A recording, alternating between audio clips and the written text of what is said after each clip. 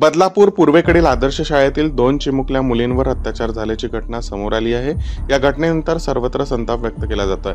या मुलींना न्याय मिळवून देण्यासाठी बदलापूरकर रस्त्यावर उतरल्यानंतर सरकारला जाग आली असून या प्रकरणात चौकशीसाठी विशेष तपास पथकाची स्थापना करण्यात आली आहे। स्पॉन्सर्स बाय विठोबा मंचन अँड लोंढे ज्वेलर्स। राष्ट्रवादी विद्यार्थी काँग्रेसने महाराष्ट्र प्रदेश स्तरावर विद्यार्थी संवाद यात्रेचे आयोजन करण्यात आले होते। हे आयोजन सेंट पॉल स्कूल हुडकेश्वर येथे पार पडले। विशेष म्हणजे या कार्यक्रमात राष्ट्रवादी काँग्रेसचे शरद पवार गट आणि अजित पवार गट एकाच मंचावर एकत्र आले होते। योगायोगाने आज कार्यक्रमाच्या दिवशी सेंट पॉल स्कूलचे संचालक राजाभाऊ टाकसांडे यांचा वाढदिवसही होता। भारत विकास परिषद ऑरेंज सिटी शाखेने भारत को जानो प्रश्न मंजुषा आयोजित केली होती, ज्यात 10 शाळांचा सहभाग होता। कनिष्ठ वर्गात TBRS मुंडले इंग्लिश मीडियम स्कूल प्रथम, सोमलवार हायस्कूल दुसरे आणि टिप टॉप कॉन्व्हेंट तिसरे ठरले। वरिष्ठ वर्गात TBRS मुंडले इंग्लिश मीडियम स्कूल प्रथम, सोमलवार हायस्कूल दुसरे आणि पंडित बच्चराज व्यास तिसरे आले आहे।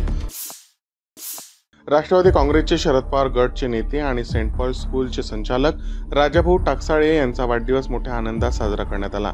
या खास दिवशी अनेक मान्यवरांनी त्यांना शुभेच्छा दिल्या आणि त्यांच्या कार्याचे कौतुक केले। राजाभाऊ टाकसाळे यांच्या सामाजिक योगदानाची सर्वत्र स्तरातून प्रशंसा करण्यात आली। नागपूर जिल्ह्यातील कामठी शहरात एक अत्यंत धक्कादायक घटना समोर आली आहे। येथे एका 50 वर्षीय व्यक्तीने 8 वर्षीय बालिकेवर लैंगिक अत्याचार केला। घटनेनुसार आरोपीने पीडित मुलीला खाण्याचे आमिष दाखवले आणि घरात कोणी नसल्याची संधी साधून तिच्यावर अत्याचार केला आहे। बालिकेने या घटनेची माहिती आपल्या आईला दिली। त्यानंतर पीडितेच्या आईने तात्काळ पोलीस ठाण्यात जाऊन तक्रार नोंदवली आहे। पोलिसांनी पोक्सो कायद्यानुसार गुन्हा नोंदवून आरोपीला अटक केली आहे। या घटनेने कामठी शहरात मोठी खळबळ उडाली आहे। आरोपी विरुद्ध कायदेशीर कारवाई सुरू आहे।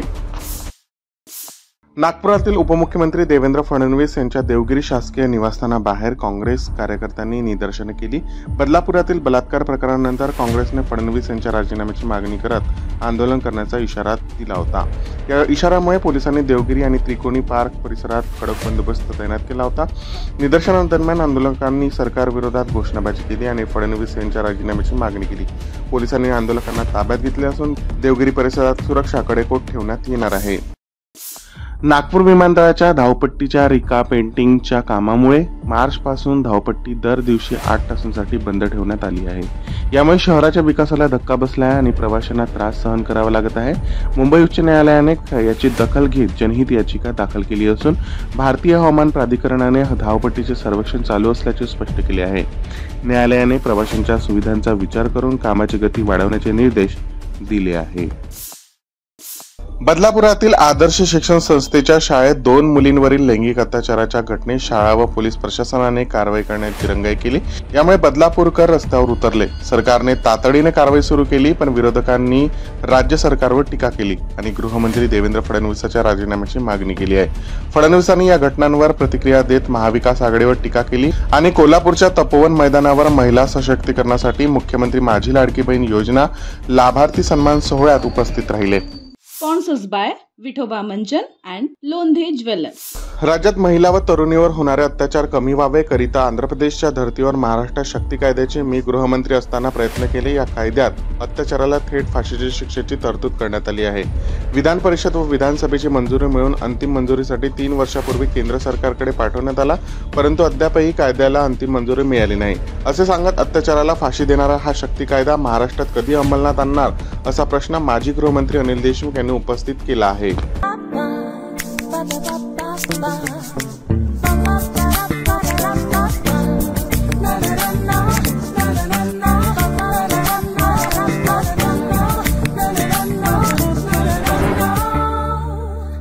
दांत मजबूत हो तो कुछ भी कर सकते हो। पेश है Vithoba root fix natural toothpaste और विठोबा प्रीमियम हर्बल टूथपेस्ट। एक में कैल्शियम का दम, दूसरे में जेल का मजा और आयुर्वेद के गुण वही। विठोबा आयुर्वेदिक टूथपेस्ट, जड़ से जुड़ो।